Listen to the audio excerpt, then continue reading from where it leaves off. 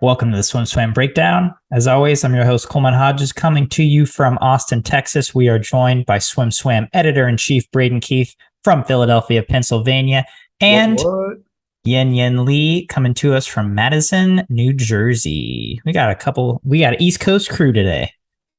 Where are you? Well, I'm in Austin, but you guys. Okay. It's two against one. East Coast, best coast. Except for the fact that it's been raining for 5 days. Yeah. East Coast, not so best coast. But it's always sunny in Philadelphia, and that's what At least we don't have tornadoes. That's true. It's true. Yeah. We don't. We were talking about this yesterday. I don't think Austin doesn't seem to have too many natural disasters, because my friend was saying I would hate to live somewhere with natural disasters. Austin is a natural disaster. Yeah. Yeah. It's becoming one. I'd say that, but I grew up around tornadoes. They're not as bad as they seem to be. I don't know. Driving through Kansas, you get quite a few of them. Big, hot, steaming take. Coleman, let's talk about swimming. We're starting with the big stuff.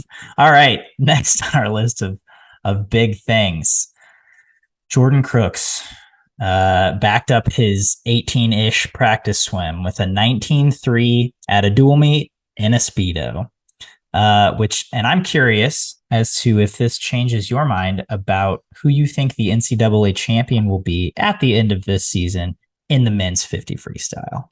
I've been on the Josh Leando bandwagon. We know what he's done internationally with the world championship medals, but man, Jordan Crooks is making it real hard to stay on that bandwagon. I'm sure Josh Leando is getting hammered in practice right now because that's the Florida way. But as Yin Yin was saying, Yin Yin, I'm stealing your research. She was saying this just before the podcast. Caeleb Dressel won a 19-1 in the first meet of his senior season. And Josh Leando is half a second slower than that. I don't know. Like, I think I've got to lean towards Crooks now after the 19.3 to open the season. I know Tennessee historically hasn't always done their best swimming at NCAAs. They that's going to change this year, but also Jordan Crooks swam well at NCAAs last year, even if the whole team didn't. So I'm leaning reluctant Jordan Crooks for now. Yeah, I was also on the Josh Leando bandwagon prior to the start of the season, and I still am. I still think when he fully rests and tapers, and like, I know people always say that, but like, I still think like when he's at championship meets, like he's gonna go like 18 low or like something like that. But I do think Crooks's performances put him in that conversation for an NCAA title, because prior to the start of the season, I feel like people were like, oh, it's going to be like Leando or like Caeleb or Brooks Curry because he's the defending national champion.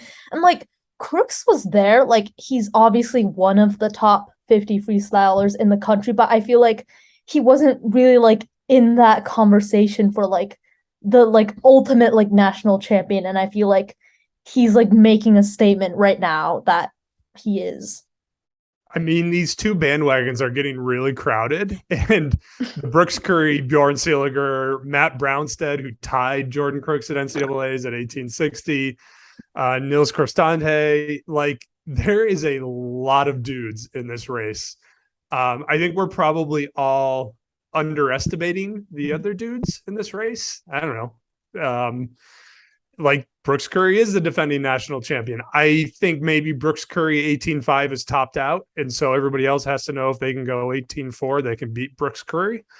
At least in the 50, I think that might be his top end speed. But it seems like as a group we have all collectively undersold those other guys who are also very young. Bjorn Seeliger, he's an old junior, but he's a junior. Matt Brownstead's only a junior.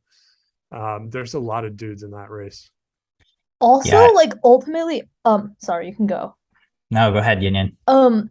Ultimately, it comes down to, like, who's the fastest, like, at the given moment. Like, that's why Brooks Curry won the national title. Like, Seeliger was faster in prelims, and, like, Jordan Crooks was faster at SECs, but, like, Brooks Curry got it done. And, like, even if there's, like, all these guys that are, like, all like super fast. Like it really comes down to like who can be like good like in that like NCAA's a final. Once again, a little cameo from SwimSwam co-founder and CEO of janitorial duties, Mel Stewart. For people who only listen to the podcast, Mel pops in on almost every episode. You can't hear it because he never says anything, but if you watch it on YouTube, you'll get a little Mel Stewart flavor every week. A little Melvin. Yeah, I always listen on Spotify, so I never notice. I never see Mel. Yin Yin, going off of what you said, to me, it's Jordan Crooks and it's Bjorn Seeliger, because last year at NCAAs, they both just seemed very green, right? Bjorn went faster in prelims in the 50 and 100 freestyle, and then lost to Brooks in both in the final. I think this year he's going to nail it down. He's my favorite in the 50, but I think Jordan will do the same. He was good at NCAAs last year, but I think this year he is going to have that experience and he's going to be great. And so to me, that's the top two. I'm still on the Leendo bandwagon, but that's more in the 100 fly, 100 free. I don't think his first year he's going to nail it in the 50-yard freestyle. Cal and Cal Poly have their annual King and Queen of the Pool competition. We saw Destin Lasco take the top prize on the men's side, while Isabel Stodden was the top performer on the women's side. We've seen multiple teams do similar formats of meets. We saw Texas have their quadrathlon. We saw ASU have, I guess it's a pentathlon for them, the exact same format of hundreds of stroke plus the 100 IM. For the defending NCAA champion men, as well as the women who are coming off of a big coaching change, was this encouraging or discouraging for you to see from the Bears? I think it was none of the above. I think the most encouraging thing that happened for Cal over the weekend is the fact that Hugo Gonzalez shared Cal's Hugo Gonzalez is returning to Cal hype. We reached out to Dave Durden and he won't kind of confirm whether Hugo, that means he's coming back or not, but Cal is hyping him like he's coming back and Hugo is sharing that hype. And Isabel Ivy was at the meet. She didn't race. So like those two things are encouraging for me, for Cal. I don't know. They're right in the territory of what they normally are. They were missing a lot of their swimmers, especially on the men's side. They were missing a lot of the big names. It made me have a second thought about Cal's depth this year. I think they still need to find a few more bodies. Like Destin Lasco's time was good, but it was an 8-second gap to the next guy. And in this format, that's a pretty big jump. So, I feel like every year I'm like, Cal's depth. And then you start looking through the psych sheets at NCAAs and all of a sudden you're like, oh, that's not actually a problem. So I'm trying not to like overthink it, especially with the guys being gone. But I don't know. I think the results were just fine. They looked good. Isabel Stadden looked really good. She had some great swims in secondary events, which is probably the Durden Marsh impact. That seems in line with their philosophy. And that's how I feel about it. Yeah, I'd say it doesn't really mean anything, but I'm leaning towards positive just because both Lasco and Stadden were faster than the winning times last year. I think Hugo Gonzalez went 4:05 last year and Lasco was 4:04 too. And for the Cal men to like have their winner go faster than the winner last year, even without their bigger stars, I think that's ultimately trending towards a more positive side, even if it's just like a beginning of the season dual meet. And same with Ivy. Stadden. Stadden was faster than Ivy was last year by like nearly a second. So I think it's a good sign. Yeah. It was shocking to me that Stadden was faster than Ivy was last year. It's also shocking to me how much faster Arizona State was. I don't think Arizona State men have a snowball's chance in a hot place of beating Cal at NCAAs, but it really highlights how good Arizona State was at their pentathlon. ASU was also suited for their pentathlon. I don't think Cal was. Okay, that's a good point. Yeah, Braden, as you mentioned, it's always kind of like, what should I actually think about Cal at this time of the season? Because it seems like they're either in really hard training or they're just not putting a lot of stock into swimming fast at races at this time of the season. Can I say something controversial? I think Always. Cal as a program, when you hear, and Coleman, your brother trained there for a while, so he kind of knows the inside of this, but Cal has some interesting sort of philosophies. If you watch at the Olympics, Cal men who still have races left to swim will never be in the stands because their philosophy is the best way for you to be a good teammate is to be at home recovering and preparing for your race. I think Cal's culture is to not get excited by fast swimming until it counts. So like, I think there's like a kind of I'm playing pseudo psychologist here, but I think there's kind of a psychology in play for them where like they are neither put off by slow swimming early in the season nor encouraged by fast swimming early in the season. And that fits with their coach's personality, right? Dave Coleman, he's very, very even keeled, very methodical. Yes. Yeah. Until his swimmer gets a bonus reswim at NCAAs and makes the A final. And then he lets loose a little bit, but he's just like, then he yells so hard he slips on deck. Yeah. He is a very like eyes on the long game kind of a guy. And I think the team has taken on that culture. So that's probably why we always early season look at Cal and think, I don't know if they're going to win the title. And then at the end of the year, they're always right there, which doesn't mean it's right or wrong because we've seen other teams have success doing the exact opposite. So it's just their culture. And as long as they have buy into that culture, then it's going to work for them. Yeah. I mean, on the women's side, to me, it looked like a team who's still kind of trying to find that identity, right? And maybe swimming isn't at the forefront right now, which makes sense considering the departure of Terry and the new look combined, whatever. But Stodden obviously looked good. Ayla Spitz, who's a big player for them, obviously was right a second and a half behind her. And then Eloise Riley and Emily Jantris, who were two big relay pieces for them, both went 50 point in the 100 free, which to me was fairly encouraging at this point. Yeah. Well, and the Cal women are in a very different place, right? Even with Durden and Marsh working their magic, the Cal women are not a top 5 team this year. They're probably a top 10 team if Isabel Ivy comes back. If she doesn't, they're probably not even a top 10 team. So they probably have a different set of goals and a different, we have to look at them in a different way than we look at the men's team.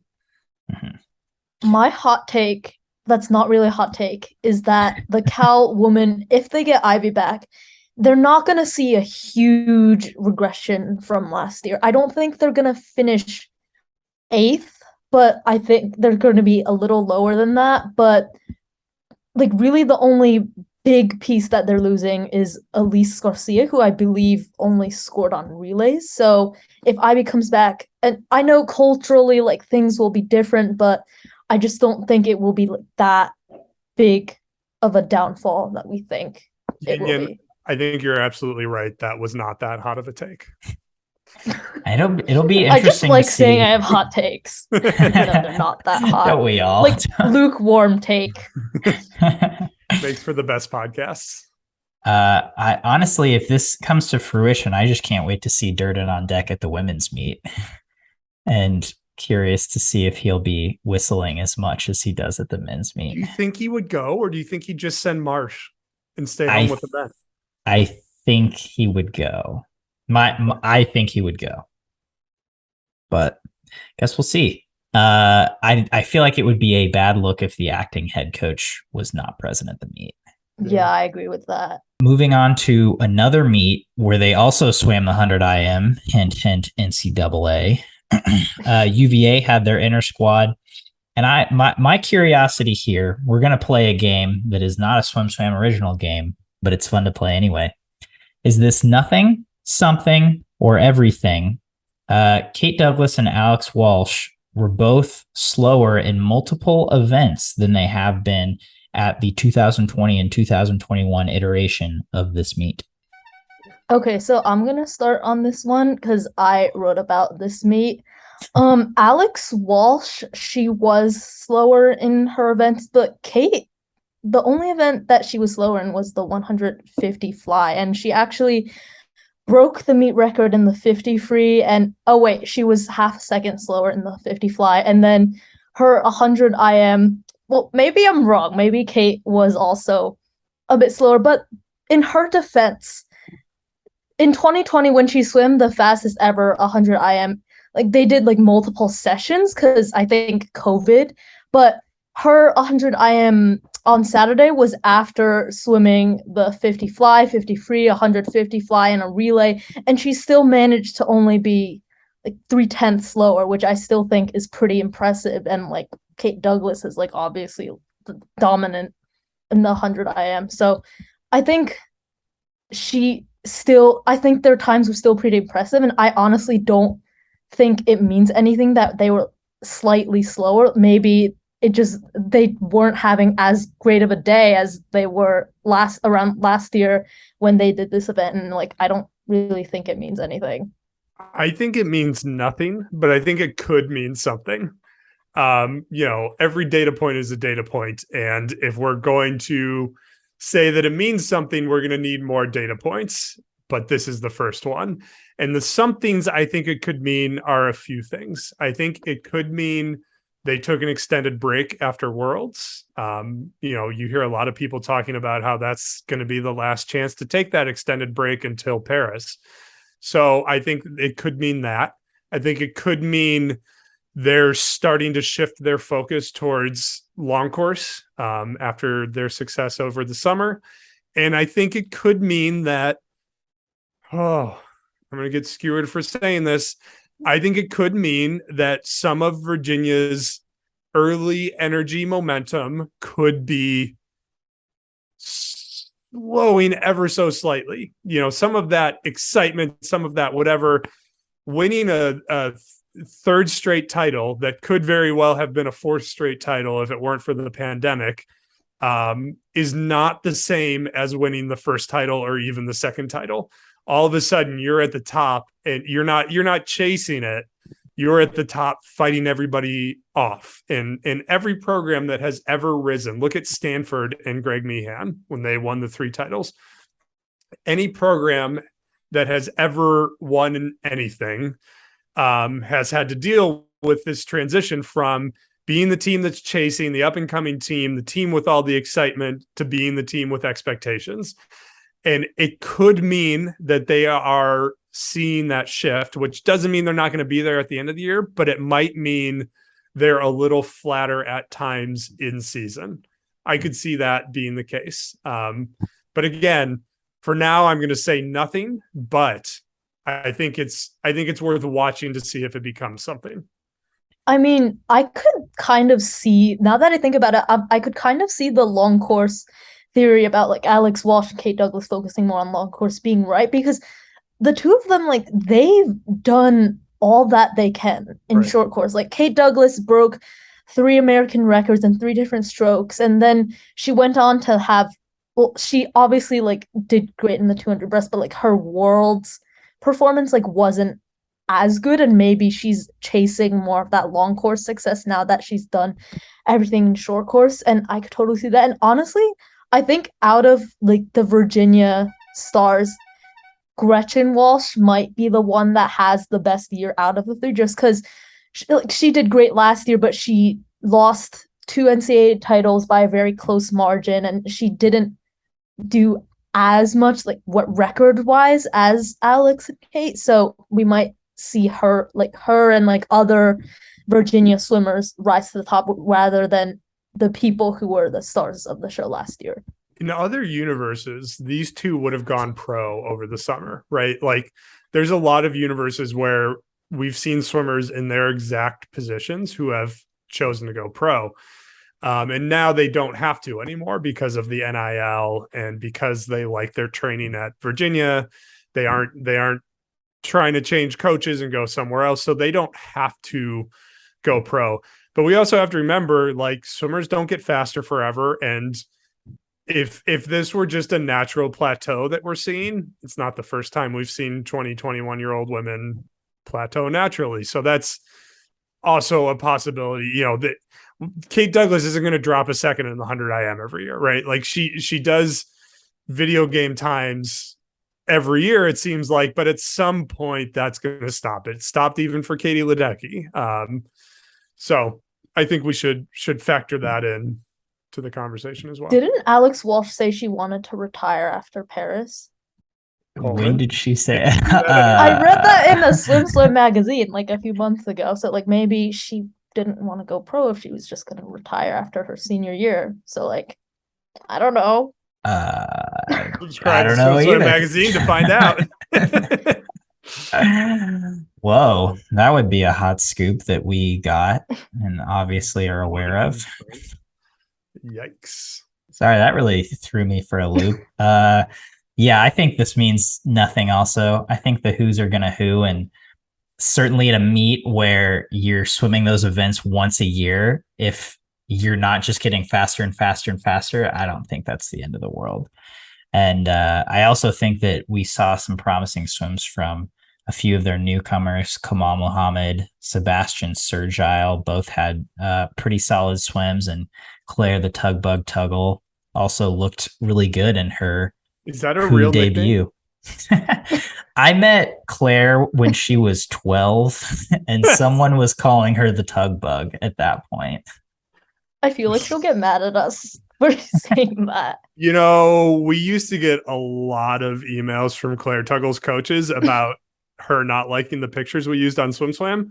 So I would imagine she probably doesn't like that nickname. Sorry, Claire. But let's make it a thing anyway. Moving on, we got a lot of college news today. So next on our college list, Battle at the Burr. They sold 2,000 tickets. This was a dual meet between Howard and Georgetown. It was at Howard, which is the only D1 HBCU that has a swimming and diving program.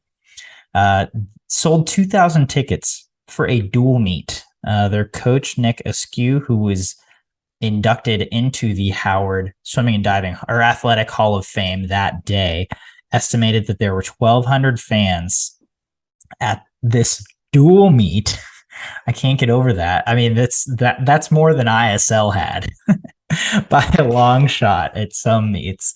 What can other teams take away from how Howard is running their dual meets and creating quite simply a really electric environment to have a swim competition at? There are an incredible number of things the teams can learn from this. I don't think we can cover them all in one podcast.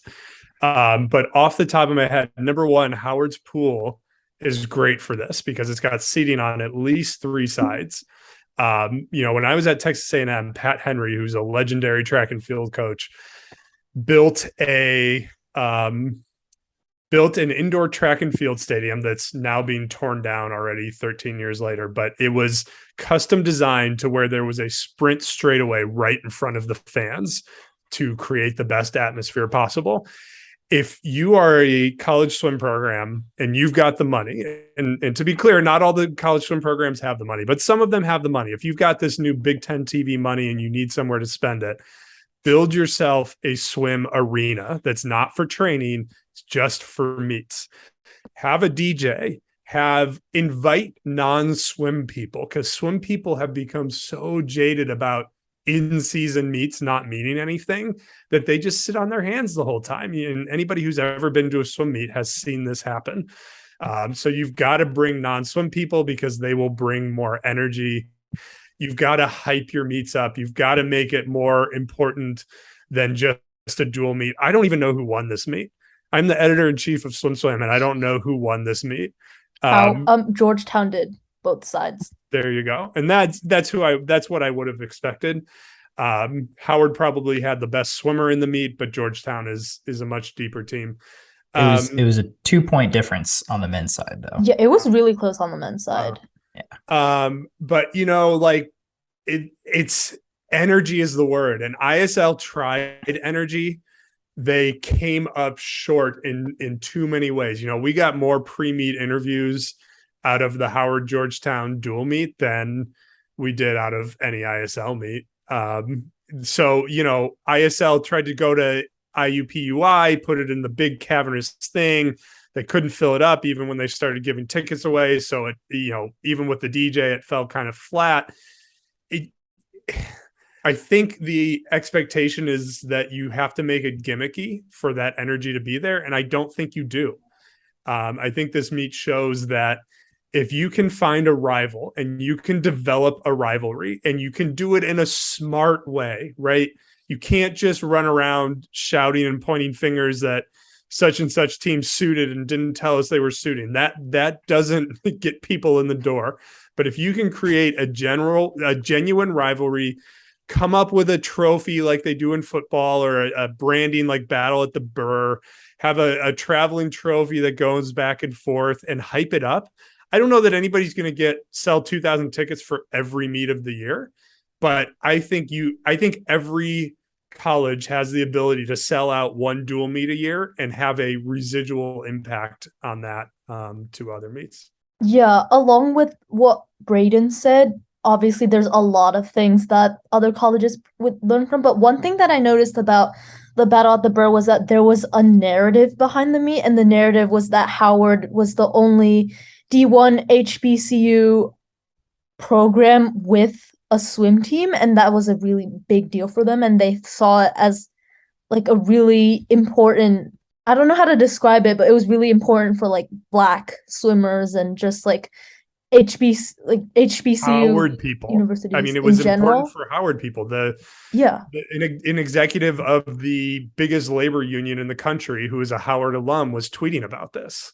Yeah. So I think at almost every college meet, even if they're dual meets that don't really matter, there can be a narrative that comes out of it. Like, for example, I'm thinking about the UVA versus Florida meet. That's Emma Wyant's, like, sort of like she's coming back to her old college. Like, that could be a narrative. And you see these in like other sports. Like, for example, like when Tom Brady, when he went back to Gillette Stadium for the first time against the Patriots on a new team. In fact, that was a big deal. And I think there's certain stories that you can get out of all dual meets, and the Battle at the Burr meet really did a good job, like pushing the narrative.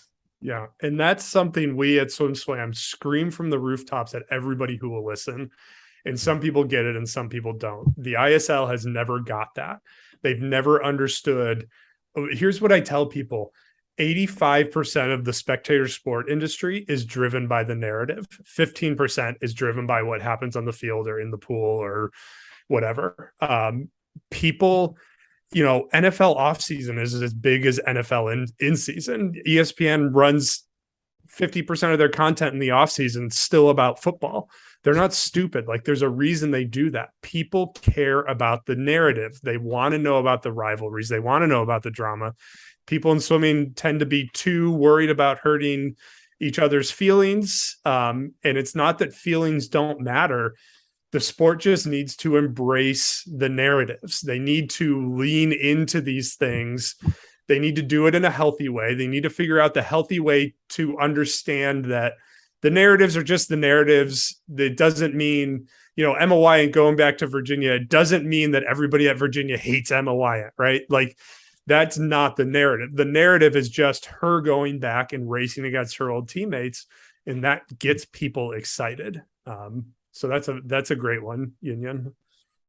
As an example of that, I talked to Mr. Todd DeSorbo at ASCA, and I was like, "Oh, hey, I think I might be going to UVA UF," and he's like, "Oh yeah, that's going to be a good one. Like, the girls are fired up. It's like they love Emma, but they want to beat her, Right. And it's like, you can do that. Great. Right. Perfect. Like, LeBron James wants to beat the crap out of Chris Paul on the court, but they still go on vacation together in the offseason. Like, that's the difference between narrative and hurt feelings. Looking ahead in the NCAA, we put out 2 articles, one for men, one for women, of our top 5 breakout top 5 swimmers that could have a breakout season or that are ready to have a breakout season in the NCAA.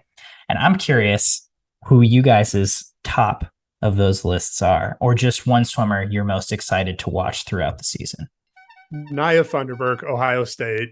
I think she made her point by qualifying for NCAAs off of the non-scoring team. You know, when I talked to Bill Dorencott before her freshman year, all he had to say was she was an incredible athlete. She could have played college volleyball. For people who don't know, her dad was a very famous basketball player. And one of my favorite sayings is athlete's going to athlete. I tell people this in pickleball all the time. Pickleball is full of non-athletes who work really hard to keep up with athletes who are just athleting. And athletes rise to the top. Good athletes rise to the top. They figure out how to be good.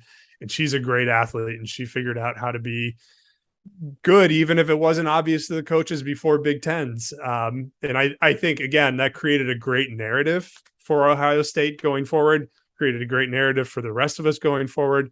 I don't know what she's going to do. I'm not making a prediction that she's going to win an NCAA title, but like, I'm excited to watch what she does after that swim. My pick was Duke's Sally Foley, just because I think Duke is on the rise. Like, obviously, she had a really good season last year. So she was a sophomore last year, and her freshman year, she went best times at ACCs, but she added a lot at NCAAs. But then this year, she went more best times at ACCs. But then she turned it around. She made the A final in the 200 IM. She made the B final in the 200 breast, even though her time in the B final would have beaten some of the swimmers in the A finals. And I think she's coming in with a lot of momentum, and so is Duke, because they have 2 incoming freshmen. One of them, which is the Kaylin Gridley, she's the top 200 breaststroker in the class of 2022. And I think she's going to be that person leading Duke and its recruiting class like into like becoming like a rising team. And of the swimmers on that list, I think she was probably the least discussed name to this point, right? Like, I think she's the name that I think most people had to go look her up after reading it. Mm-hmm.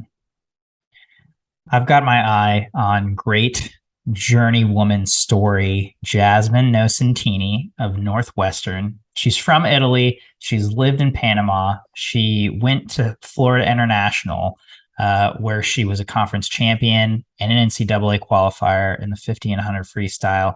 After COVID, so after 1920 and 2021 seasons, 2 years at FIU, she transfers to Northwestern. And then last year, she's a 2-time A finalist at Big Tens, qualifies for NCAAs again, even though she didn't swim at NCAAs, not quite sure why, but under head coach Katie with 2 more seasons of eligibility, I'm excited to see how far she can take this already soaring talent who is at 21-7 and 47-7 after last year. I think the best thing to come out of this 5th year's deal is swimmers like this. And I know it's not technically her 5th year, but it's a similar vibe. You know, Sarah Watson at Akron is transferring after being an NCAA qualifier. I think it's going to be really cool to see these swimmers who rise at the mid-major level.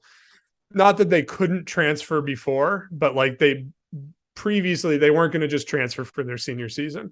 And now they're going to get a chance to go into a big program, and we're going to find out, you know, was this just a diamond in the rough who happened to break out when they got to college and they were at a mid-major because their times in high school weren't that fast? Did the mid-major create them? Was that the best environment for them? Or can they go to the big programs with all the bells and whistles and the coaches and the training partners and do something really kind of stupid, STOOPID, stupid in a good way? Yeah, I definitely think grad school is giving, I don't want to call it an excuse, but like giving people a reason to like go to another school, because a lot of people switch schools for grad school. And they did their commitment, right?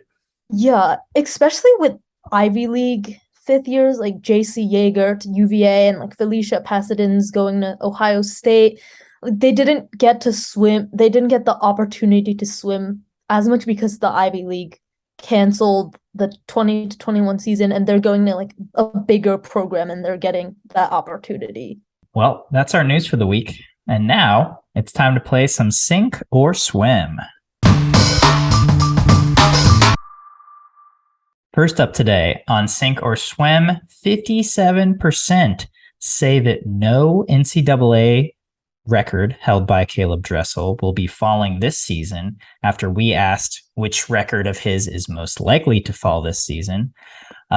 Sink or Swim, any Caeleb Dressel NCAA record will fall this season. I am going to swim no Dressel record falling this season. I think one of these guys could get it eventually. But again, when Dressel broke all of those records, he was 19-1 to open the season. Jordan Crooks, 19-3 is very good. But I still think that's just too big of a leap to get there this year. So I'm going to swim no Dressel records for this season. I'm going to swim it as well. I don't know why people thought that Dressel records were going down this year. I don't know if it was because Josh Leando came in. That was my idea. I don't know why that thought was entering people's minds. Like definitely in the 50 free, like obviously that's not going down. And then even in his 100 flying, 100 free, the fastest people in the NCAA right now, Minikov is a second off of Dressel's 100 fly record. Seeliger is a second off of not like almost a second off of his 100 free record, and I just don't see any of these people dropping a second in a 150 yard event to break Dressel's and Minikov record is a world championship medalist too. So like we talk about Jordan Crooks, oh my god, coming in as a world championship medalist already. So did Minikov, and he still didn't get close. So we can't totally oversell that.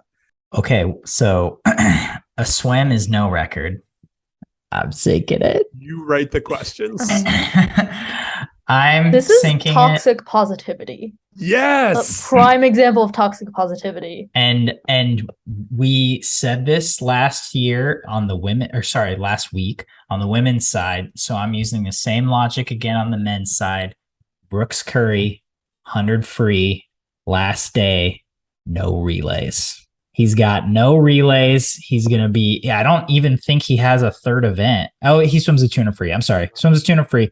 I think he's going to be fresher. I think he's continuing to level up. We just saw him go 41.6-ish, 42.0 at least in practice. I think he was out 19 high, 20 point low to the feet. I think he can go 39.89 in the 100 Okay, well, Brooks Curry also went 18.7 in practice last October and went 18.5 and only dropped 2/10 at NCAA's. So, yeah. So much Brooks Curry disrespect. All right, next up, we saw Leon Marchand take 3 wins in a dual meet against Georgia and Mizzou, 200 breast, where he went 157.6, 200 IM, 144.3, and 200 fly, 143.2. I'm just curious which you think is most impressive. I think the 200 fly was the most impressive. It was hard for me to decide because all 3 of his times were like okay. They weren't obviously pretty good for a dual meet, unsuited, but they weren't anything super eye-popping. And I'm just going to say 200 fly because he was racing Luca Orlando, and Luca went 144, and he obviously, Marchand is the world silver medalist in the 200 fly, but Luca Orlando finished second at NCAA's, and Marchand beat him by over a second. So I'm going with the 200 fly. Coleman, you go next. I want to dunk on both of you at the same time. I agree with Union. 200 fly, 143.2 at this time of the season is just redonkulous. We haven't seen his true potential in the 200 fly short course yet because he swam 200 breast last year at NCAA's, where he won. And so, for right now, 157 is good in the tuner breast. It's a little watered down with a 152 from Matt Fallon. 144 is also solid, but that's 7 seconds off of his best time. But 143 in the tuner fly is pretty eye popping for right now. Do I think it's impressive that he went 143 in the tuner fly and beat Luca Orlando? I do. Was that his most impressive swim of the day? It was not. His 400 free relay anchor split of 42.64, which was a full second faster than Jack Dolan on the third leg, was Leon Marchand's most impressive swim of the day, because now he's going to win the NCAA title in the 400 IM, and he's going to anchor Arizona State to the 400 free relay title in the same meet. Who does that? Who has done that? Name anybody who's ever done that. Andrew Seliskar probably didn't. That's like, it's like Michael Phelps level range. Like that's the list. I feel like Alex Walsh could do that, but she's probably not going to be anchoring a 400 free relay. Well, she's definitely on it though. Best time, but she probably could do that. She could probably do that. Yeah. But yeah, the list is short. Touche. You didn't really answer the question, Brain, but that's okay. Yeah. You dunked. You dunked. No, I dunked. And the dunking is always the answer. Tell that to Blake Griffin. All right, next up. Should Russian athletes who don't support the war be allowed to compete? The IOC is mulling it over. What do you think? I think, first of all, the IOC is doing what they need to do to play the middle. I personally am okay with the philosophy of letting Russian athletes who don't support the war compete. However, I think the pragmatism of the standard you're going to apply to who supports the war and who doesn't support the war, and how you are going to represent those athletes at the meet. And I think it's just too complicated. And what it feels like to me is an opening of the floodgates that will allow some sort of Russian Olympic Committee like designation that allows the IOC to say that they have unleashed fury upon Russia, but haven't really done anything. Yeah, my one question about this thing is, like, how are they gonna enforce this? You can't go up to athletes and ask them, like, oh, do you support the war? Do you not support the war? And base their participation off of that. And also you have to think about the political repercussions that these athletes are facing about if speaking against the war, speaking for the war. And I think it's really hard on the athletes to have them decide between being allowed to compete or being condemned for their opinions on the situation. I just think it's going to be really hard to enforce, and it could turn into something like ROC and all that. If Putin is still in charge, he's going to manipulate the heck out of this. He's going to have them all declare that they don't support the war, send them off to the Olympics, and then during the Olympics, he's going to drop a video of them saying they support the war. Or when they come home, he's still going to parade them all out with their medals at his ceremonies in support of the war. And like, if you think Putin won't figure out a way to manipulate this sort of gray area, then you just don't understand him. Yeah, I gotta sync it as well. Again, the theory is great, but what is this going to be, like an application form of not supporting the war, and then I'm on a lie detector with the and then with the potential repercussions that athletes could face for going against what Putin's saying if he doesn't manipulate them. Then it's like that's putting them in the military, potentially right? Dangerous situation. Some of them are already in the military. How can somebody in the military say they don't support, in the Russian military say they don't support the war? How do you think that's going to go down?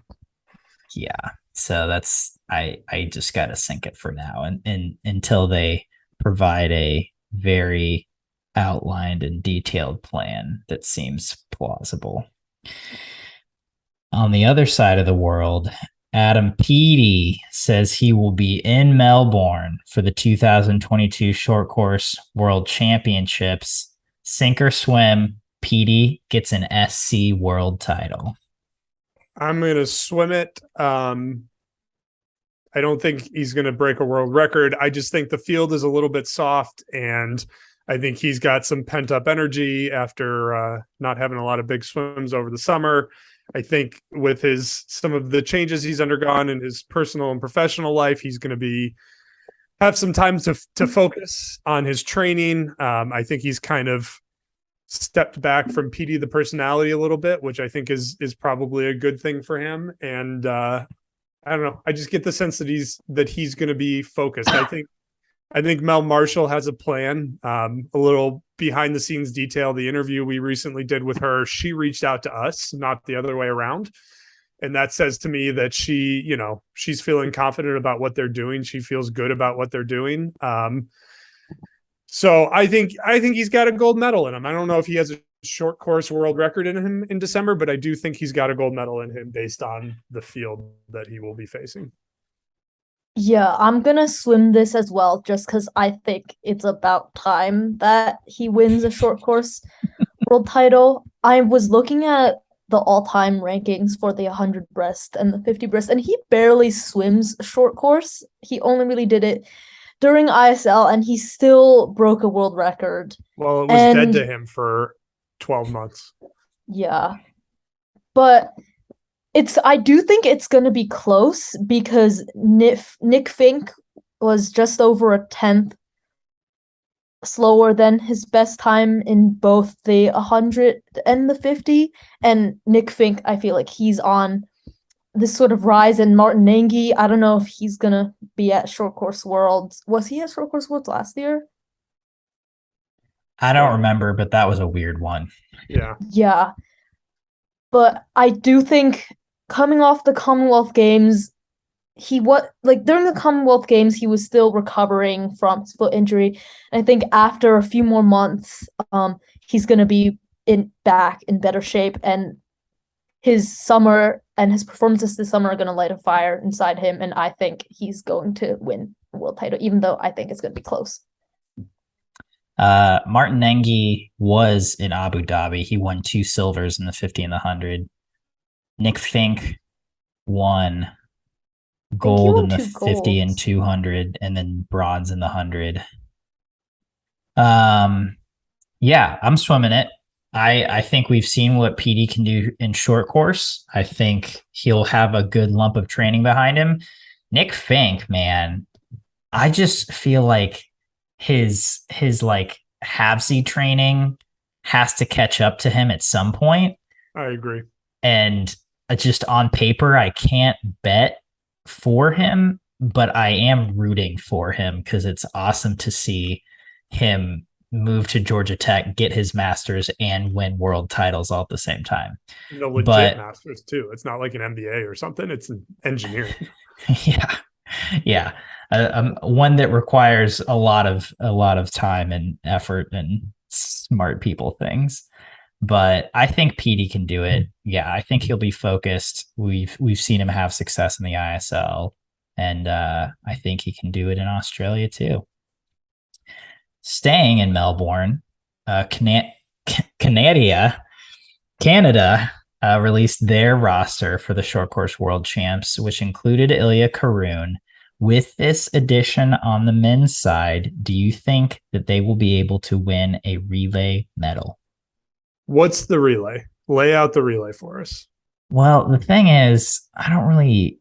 So their free relays could be Javi, Ruslan, Ilya, Yuri Kissel. Their medley relay, 200 or 400, could be Javi Acevedo, Finley Knox, Ilya Kharun, and then Ruslan or Yuri Kissel. And then there is the chance that he could be put on a mixed relay as well, which Canada won gold in And 2021, the mixed 200 free relay, it is worth noting that Kyla Sanchez and Josh Leando were on that relay and will not be at this meet. Yeah, I mean, to me, with him, Canada's best relay, again, we have to put everything in context, right? Like, he's an all-timer as an age grouper, but not necessarily as a senior yet, although he's certainly on that path. I think their top relay with an in-shape Josh Leando, an in-shape Marcus Thormeyer, I think that's a medal-worthy relay.